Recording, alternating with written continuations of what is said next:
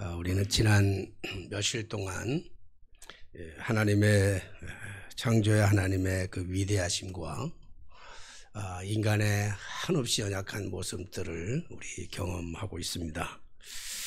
하나님께서 문을 열면 막을 자가 없고 또 막으면 열 자가 없는 그 하나님의 위대한 앞에 인간들의 처절한 몸부림과 인간들의 연약함을 우리가 볼 수 있었는데 올해 들어 처음으로 우리가 극한 폭우라고 하는 단어까지도 나올 만큼 많은 비 피해가 있었습니다. 농작물은 말할 것도 없지만 우리 많은 사람들이 비 피해로 인해서 생명을 잃게 되고, 아직도 오송 지하차도 안에는 또 우리 많은 사람들이 아주 찾지 못한 그런 사람들이 있다는 모습들을 보면서 한편 그 많은 사람들의 위로가 되었으면, 무슨 말로도 위로할 수 없지만 또 하나님의 위로가, 또 이 일을 통해서 이루시려고 하시는 또 하나님의 또 다른 계획이 무엇인지를 우리가 발견할 수 있는 그런 시간이 되었으면 참 좋겠습니다. 지금 우리들이 몸담고 살아가고 있는 이 세상에서 권력이나 권세를 색깔로 한번 그려보라고 한다면 어떤 색으로 그리는 것이 가장 적당할까, 이런 생각을 해보았습니다. 여러분들이 이 세상의 권력이나 권세를 색상으로 한번 칠해보라고 한다면 여러분들은 무슨 색을 칠할 겁니까? 저는 지체하지 아니하고 7색깔 무지개색으로 아마 권력이나 권세를 표현하고 싶습니다. 다양함과 또 화려함과 찬란함이 그 속에 담겨져 있기 때문입니다. 게다가 여기에는 어마무시한 힘을 가지고 있습니다. 파괴력을 가지고 있는 것이, 그것이 권력이고 권세이며, 또 여기에는 기가 막힌 맛이 있습니다. 상큼하면서도 달콤하면서도 모든 사람들을 유혹하고 모든 사람들을 매혹할 만한 기가 막힌 맛이 그 속에 다 담겨져 있습니다. 그래서인지 우리 동네 반장만 돼도 뭐 이렇게 힘을 많이 가지고 있는 것처럼 의시되고 뻐기고 사람들을 무시하는가 하면, 이상하게 그렇지 않다가도 완장만 채워주면 그 완장의 힘이 뭐 그렇게 센지 그때부터는 안하무인격으로 자기 마음대로 자기 주장대로 그렇게 살아가는 것을 볼 수가 있습니다. 그래서 그때부터는 그 맛을 한번 보면, 이 권세의 맛을 한번 다 보면 그때부터는 다시금 그것이 내려놓고 싶지 않는 거야. 영원히 그것을 붙잡고 싶은 것. 그래서 그 안에서 절대로 빠져나오지 못하는 것이, 그게 권세이고 그게 권력입니다. 그래서 한번 정치에 입문한 사람들이 못 빠져나오잖아요. 그렇게 힘이 들고 어려운 것은 그만큼 매혹적이고 그만큼 아름답고 그만큼 찬란하고 그만큼 힘이 있고 그리고 그만큼 맛이 있기 때문에 그렇습니다. 이것이 바로 세상에 가지고 있는 세상적 가치관이고, 이것이 출세와 성공의 기준이 되기 때문에 그래요. 그래서 자신의 인격을 망가뜨린 한이 있더라도 온갖 방법과 온갖 수단과 방법을 가리지 아니하고 그것을 쟁취하려고 그렇게 사람들은 난리법석을 부리는 것이죠. 그래서 오늘 본문의 말씀에 보면, 마태복음 20장 20절에서 21절 말씀에 보면, 그때 세베대 아들의 어머니가 그 아들들이 데리고 와서 예수께 와서 절하며 무엇을 구하니. 세베대 아들의 어머니, 세베대 부인이라 그러면 되는데 그냥 세베대 아들의 어머니, 그런 것은 아마 아들들을 강조하기 위한 것이 아닐까. 그래서 이 말씀은 마가복음 10장 35절에도 같은 말씀이 맥락에 나오는데 여기서는 아주 이름을 직접 댔어요. 세베대의 아들 야고보와 요한. 그러니까 세베대의 아내 그리고 아들들이 세베대의 아들들의 어머니 아들들은 누구냐면 야고보와 요한이다 이렇게 볼 수가 있죠. 이 와가지고 예수께 무엇을 구하니? 응? 너희가 뭘 구하냐? 네가 뭘 구하냐? 그랬더니 오늘 이 여인이 예수님 앞에 구하는 것은 뭐냐면 주의 나라에서 하나는 주의 우편에 하나는 주의 좌편에 앉게 하셔서 나라가 당신이 나라를 통치하게 되면 우리 아들 하나는 법무부 장관에 하나는 국무총리에 자위정 우위정 이런 식으로 그런 자리에 우리를 앉혀줬으면 좋겠습니다 라고 얘기하잖아요. 이 여인이 탁월한 세상을 보는 탁월한 눈을 가지고 있는 거예요. 그러니까 지금으로 얘기한다면 청탁을 하는 것이죠. 또 조금 좀 심하게 얘기한다면 치맛바람을 날리는 거고요. 그래서 자기의 그 두 아들 야고보와 요한을 당신의 왕권을 차지하게 되면 하나는 우편에 하나는 좌편에 앉게 해주십시오. 시대를 보는 눈이 정확했던 거예요. 왜냐하면 원근에서 예수님이 하시는 모든 일들을 바라봤어요. 자기 아들들을 예수님에게 보내놓고 그리고 예수님이 하시는 많은 일들을 보았다고요. 심지어 베드로 장모 같은 경우는요. 화병이 났어. 예수님을 베드로가 배와 그물을 다 버리고 예수님을 따르는 모습을 보면서 저런 사람을 따르다가 내 딸은 완전히 쫄딱 망하게 되었구나. 이런 심정을 가지고 오늘 그것을 바라보게 되니까 열병이 나가지고 들어 누웠단 말이에요. 그러니까 그 모습은 그렇게 본다고 한다면 아마 그것이 어떤 면에서는 더 정확할런지도 몰라요. 그럼에도 불구하고 오늘 야고보와 요한의 어머니는 예수님을 바라보면서 저분이라고 한다고 하는데면 능히 정치적으로나 경제적으로나 그 어떤 모습으로나 능히 모든 나라를 통치할 만한 이러한 분명한 권세를 가진 분이라고 하는 사실에 대해서 원근에서 눈으로 직접적으로 목격했어요.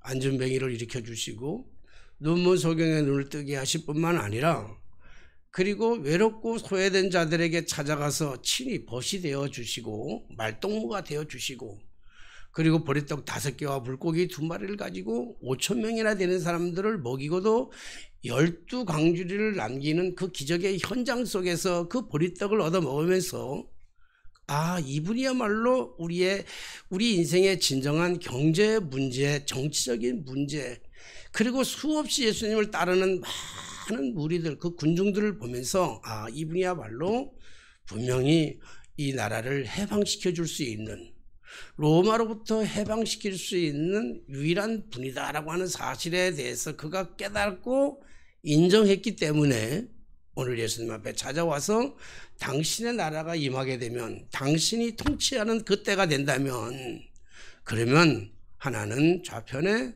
하나는 우편에 우리 아들들이 주님을 위해서 봉사하는 이 모습들을 보면 그만한 그 충분한 자질이 있지 않습니까? 이런 식으로 우리 예수님에게 말씀하셨다고요. 근데 이때 예수님께서 22절에 보니까 예수께서 대답하여 이르시되 너희는 너희가 구하는 것을 알지 못하는도다. 내가 마시는 잔을 너희가 마실 수 있느냐? 그렇게 물었더니 그들이 말하되 할 수 있나이다 그랬어요. 저는 오늘 이 여인이 와서 예수님 앞에 청탁을 하는 이 광경과 예수님이 말씀하시고 대답하시는 이 말씀 가운데 분명한 어떤 현상이 있었을 것이다. 그래서 제가 오늘 제목을 행간에서 행간을 보다라고 하는 제목을 정했어요. 물론 행간이라고 하는 것은 문장과 문장 사이잖아요. 20절과 21절과 20절과 21절 사이에 있는 그 행간에 오늘 안다는 것과 모르는 것의 행간의 의미가 무엇이며, 그리고 오늘 예수님이 이 말씀을 들었을 때 즉시로 대답하기를 너희들이 내 잔을 마실 수 있겠냐, 너희가 구하는 것을 너희가 알지 못하느냐, 즉시로 대답했을까라고 하는 이 입장에서 제가 이 말씀을 깊이 묵상하면서 꼭 그렇지는 않았을 것이다. 예수님의 그 내적 갈등이 보이는 거예요. 내적 갈등. 예수님의 내적 갈등이라는 게 뭐겠어요? 오늘 여기서 말하는 너희가 내가 마시는 잔을 너희가 마실 수 있겠느냐라고 하는 이 잔은 십자가를 의미하는 거잖아요. 그러니까 예수님이 이 십자가를 의미할 때 예수님도 이 십자가에 대해서 굉장한 거부감을 가지고 있었어요. 굉장히 힘들어 하셨어요. 그래서 예수님은 겟세마네 동산에서 올라가 가지고 기도하실 때 땀방울이 떨어져 땅에 떨어지니 그 땀방울이 변화 핏방울까지 그렇게 간절하게, 우리 이용남 권사님 늘 예배 전에 우리 기도하는데 빡세게 안 하고 뭐라 그러죠? 간절하게, 그리고 짧게. 이 단어를 잘 이해를 못 하겠어. 간절한데 짧게. 하여튼 뭐 그게 이제 아주 팩트만 가지고, 그 엑기스만 가지고 얘기하자는 거 아니겠어요? 그러니까 요 짧은 시간에 정말 우리의 모든 것을 다 담아가지고 1분, 2분 만에 우리가 이 모든 것을 다 담아가지고 찌어 짜내자는 거잖아요. 그런 기도가 그런 말이 아닐까. 그런 말은 없는 것 같아. 간절하면서도 짧게, 이런 말은 없는데 어쨌든 그렇게 쓴 것처럼 오늘 예수님께서 겟세마네 동산에서 진짜 땀방울이 떨어지는데 그 땀방울이 땅에 떨어지니 핏방울같이 바뀌었다고 하는 것은 예수님의 온 것을 다 걸었잖아요. 그 기도의 내용이 뭡니까? 우리 잘 알듯이 그 내용은 이런 내용이잖아요. 이 잔이, 그렇잖아요. 이 잔이 내게서 옮겨갈 수만 있다고 한다면 제발 좀 옮겨달라고 하는 거잖아요. 하나님 앞에. 이게 예수님의 마음이에요. 이게 예수님의 실제적인 마음이라고요. 그러니까 예수님도 사실은 이 잔을 피하고 싶은 마음이 예수님에게는 내적 갈등으로 끊임없이 일어나고 있어요.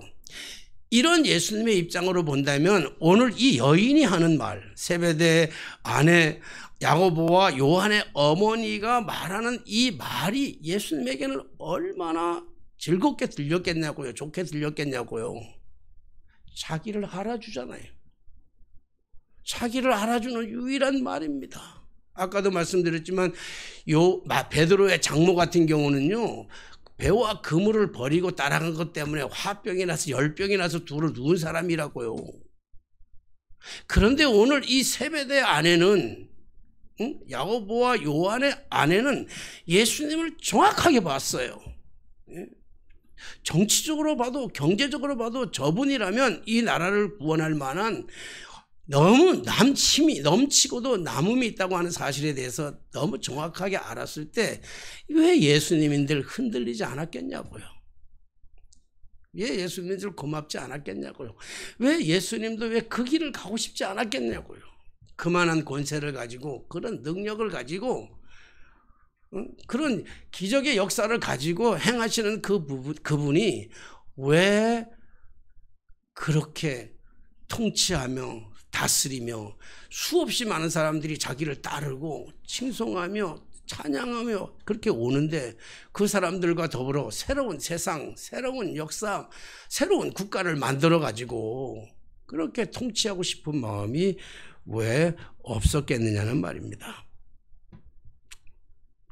하지만 마태복음 20장 25절부터 27절의 말씀에 보면 예수께서 제자들을 불러 이르시되 이방인의 집권자들이 그들의 임의로 주관하고 그 고관들이 그들에게 권세를 부리는 줄을 너희가 알거니와. 오늘 권세와 권능, 권세와 권력이라고 하는 것에 대한 것에 대해서, 세상의 권력에 대해서 예수님이 말씀하고 있어요. 너희도 아는 바와 같이 세상의 권력이라고 하는 것은 뭐냐라고 하는 거예요. 그러면서 하시는 말씀이 25절 26절 보면 너희 중에 그렇지 아니하여 하나니 너희 중에 누구든지 크고자 하는 자는 너희를 섬기는 자가 되고 너희 중에 누구든지 으뜸이 되고자 하는 자는 너희의 종이 되어야 하리라. 그렇게 얘기하고 있습니다. 이 말씀이야말로 시대적인 선언일 뿐만 아니라 혁명적인 사고예요. 이거 대단한 거잖아요. 대단한 말이에요. 도무지 제자들로서는 이해할 수 없는 정말 시대적인 이 선언이란 말이에요. 굉장한 선언이죠. 혁명적 사고입니다. 그렇다면 예수님은 왜 이 말씀을 알아듣지도 못하는, 제자들이 알아듣지도 못하는 이 말씀을 왜 하셨을까?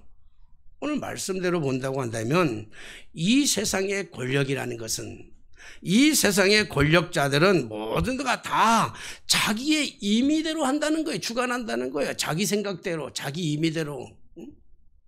그러니까 이스라엘 백성들이 가나안 땅에 들어가 가지고 사무엘에게 왕을 구하잖아요. 계속 왕을 달라고 그러잖아. 그러니까 하나님께서는 계속 왜 왕을 달라고 그러냐? 내가 너희 왕인데.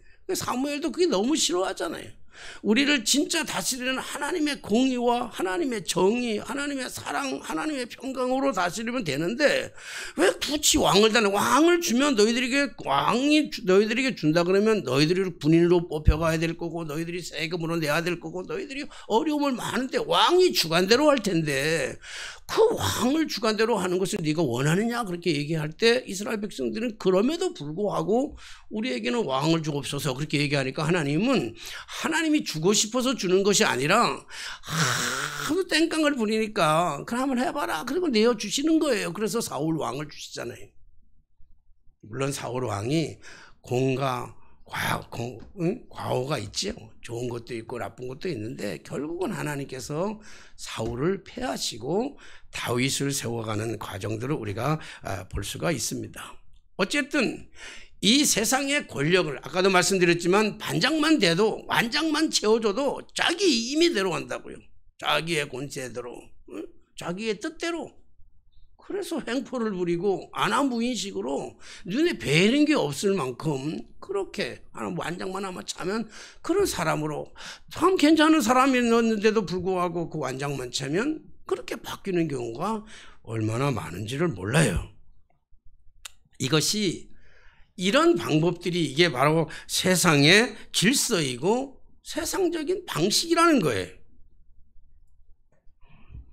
그래서 온갖 수단과 방법을 가리지 아니하고 사람들은 자기의 마음대로 자기의 주관대로 그렇게 살아가려고 높은 자리를 탐하고 완장을 차려하려고 하고 그리고 더 다른 사람보다 더 좋은 직장에서 더 높은 자리에 올라가려고 그러려고 하고 더 많은 것들을 어떻게든지 더 많은 것들을 소유하려고 그래서 줄을 서는 거예요. 노력을 하는 거고 애를 쓰는 거고 세상적으로 살아가는 세상의 성공의 방법이 그런 방법이에요. 그게 세상적인 가치란 말이에요. 그러나 하나님의 나라는 이와 정반대인 것을 예수님이 말씀하고 있어요.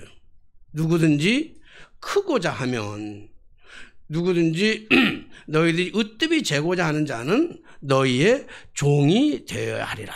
그렇게 말씀하고 있습니다. 으뜸이 되려고 하면 종이 되라는 거예요. 우리의 이 사고를 가지고는 도저히 이해할 수 없는 말도 안 되는 이런 말씀을 주님께서 말씀하고 있어요.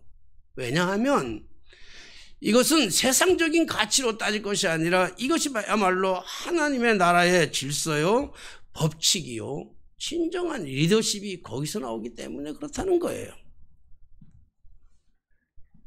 이 세상의 리더십은 권력을 가져야만 리더십이 있는 것 같지만 하나님의 나라에서의 진정한 리더십은 어디서 나오는가 하면 섬김의 자리에서 나온다는 거예요.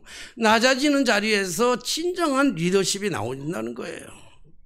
그래서 우리의 교인들의 리더십, 교회 안에서의 리더십은 세상의 리더십과 전혀 달라요. 그래서 이 교회 안에서의 리더십은 나서는 사람, 나대는 사람들이 아니고 교회 안에서의 진정한 리더십은요, 섬기는 사람에게서 진정한 리더십이 나오는 거예요.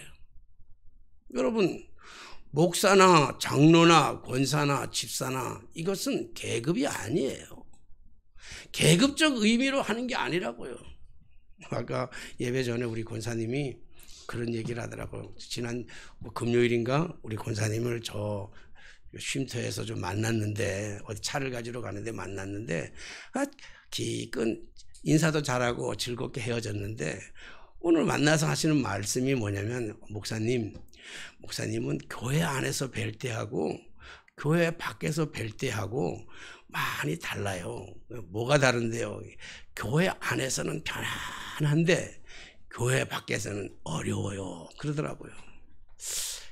내가 잘못된 건지 권사님이 잘못 생각하는 건지, 그래서 내가 웃으면서, 아니 사람이 교회 밖이나 교회 안이나 똑같아야지 왜 교회 밖에서는 다르고 교회 안에서는 달라야 되나, 이렇게 생각을 했어요. 왜 그래요? 우리가 사람들이 생각할 때 자칫 이런 생각을 해요. 목사라 그러면 굉장히 높은 위치에 있다고 생각하고, 장로는 그 다음이고 권사는 그 다음이고 집사는 그 다음이라고 자꾸 어떤 세상적인 어떤 힘의 균형을 가지고 권력의 어떤 위치를 가지고 있다라고 생각을 하고 있어요. 아니에요.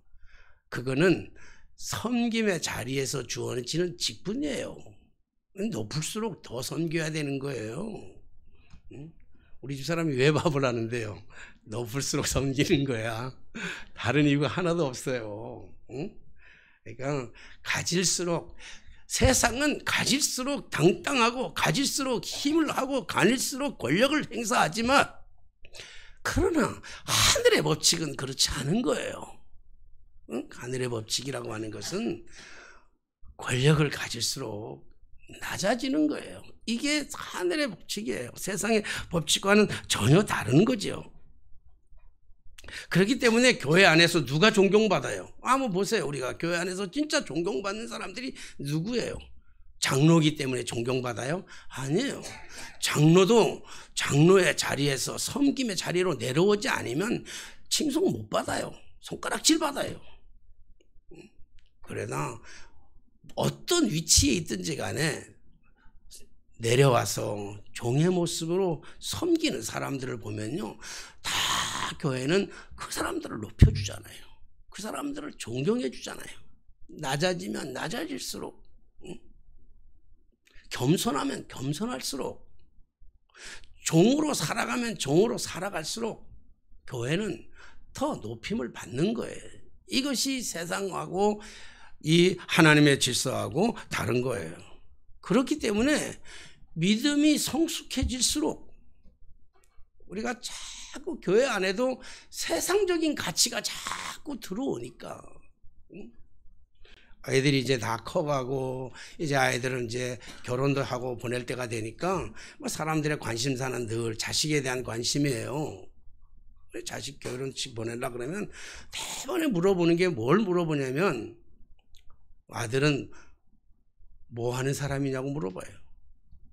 며느리는 뭐 하는 사람이냐고 물어봐요. 목사 자녀들에게 물어보는데, 목사의 자녀가 목회를 한다 그러면 사람들은 다 비웃는 것 같아.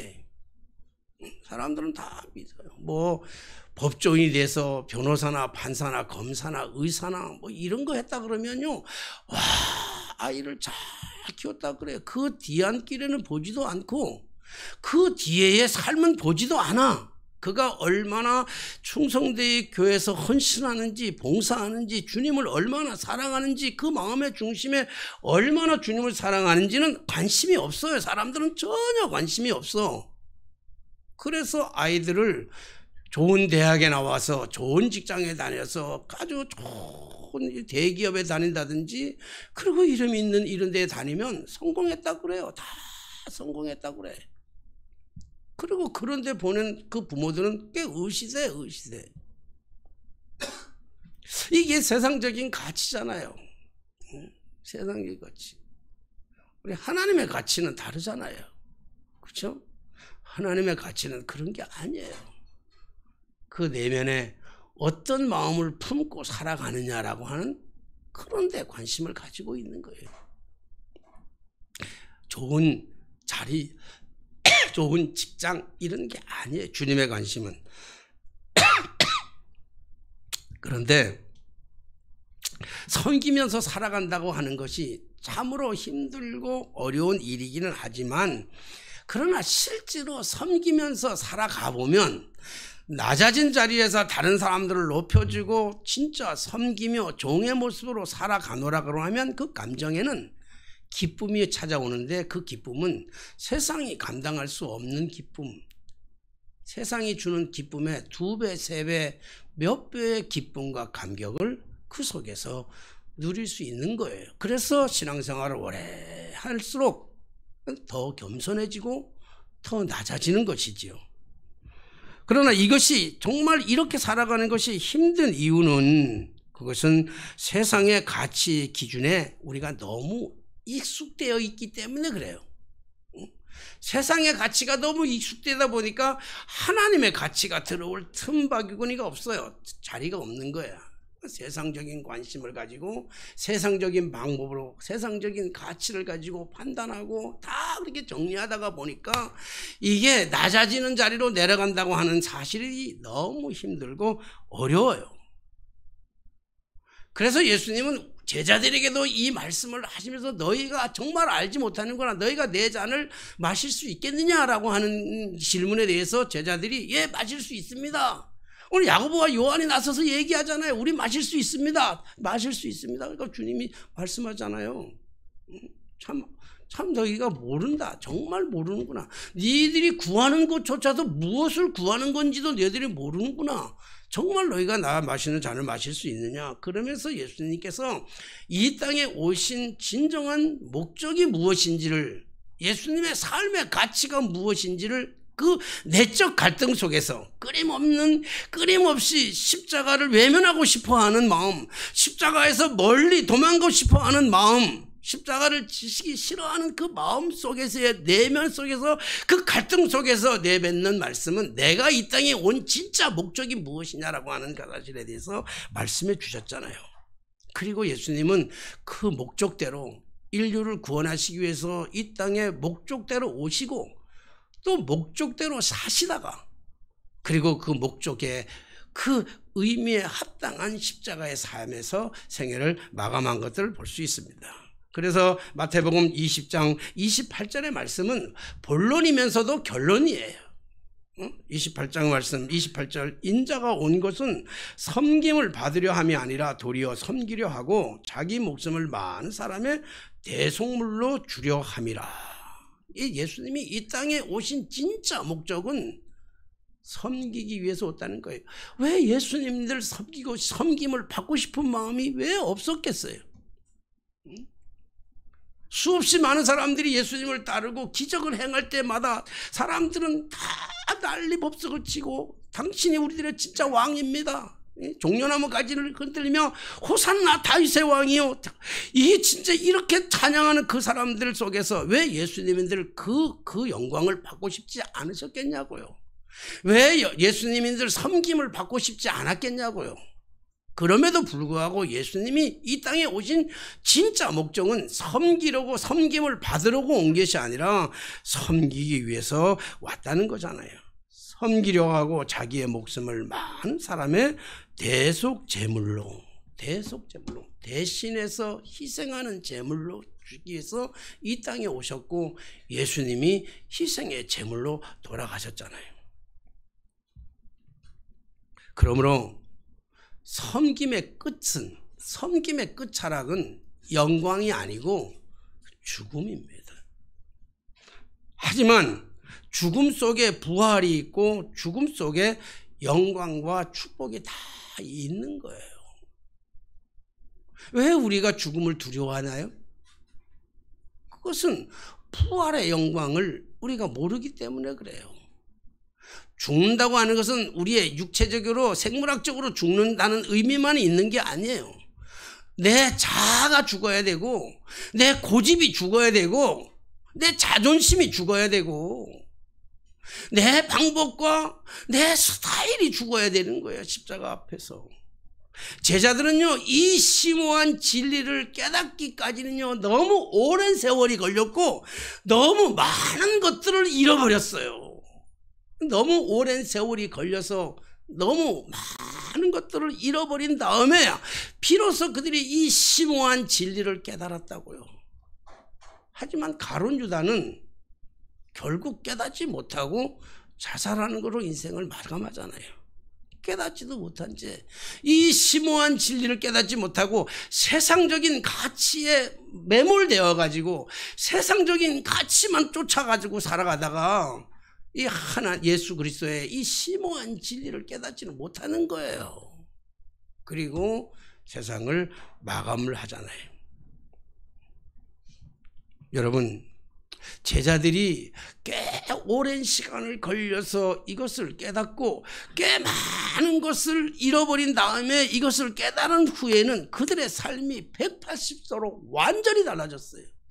그것이 언제입니까? 오순절 마가의 다락방에 성령의 이 역사를 경험한 다음에는 살아가는 삶이 달라졌어요. 왜? 가치가 달라지니까. 내 인생의 가치관이 달라졌어요.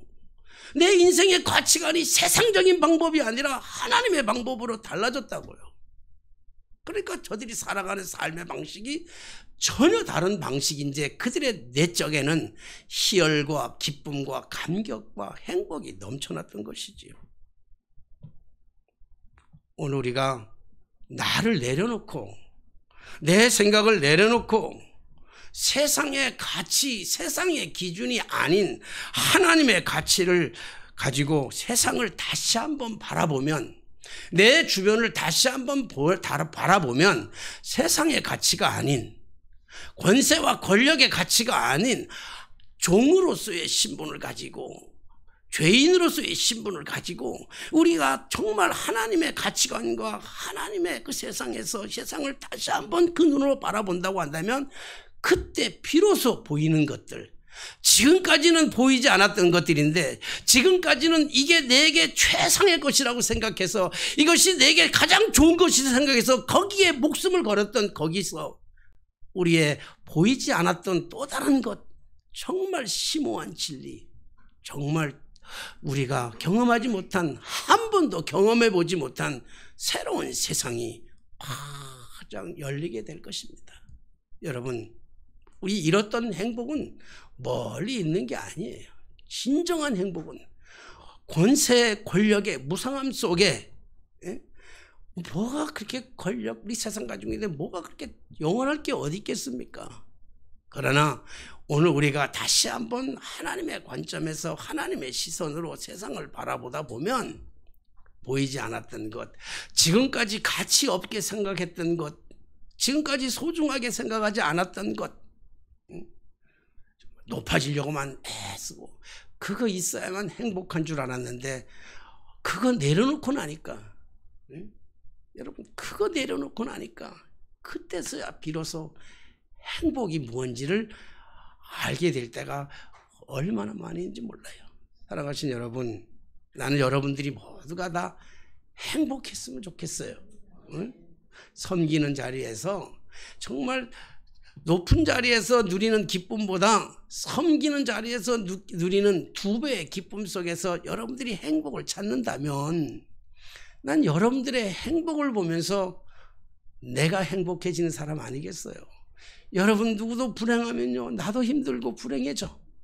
여러분들이 행복하면 나도 행복해지는데 우리 여러분들 모두가 정말 우리 세상의 가치를 가지고 세상을 보는 것이 아니라 하나님의 가치를 가지고 하나님 나라에서 정말 세상을 달리 보며 남들을 더 높이고 존경하고 섬기며 사랑하며, 그래서 여러분들이 잃어버렸던 그 행복을 다시 찾고 우리 교회도 여러분들의 가정도 우리 나라도 이 행복을 다시 찾는 아름다운 그런 주님의 말씀이 오늘 이 심오한 진리를 깨달아지는 귀한 시간 되게 되시기를 주님의 이름으로 축복합니다.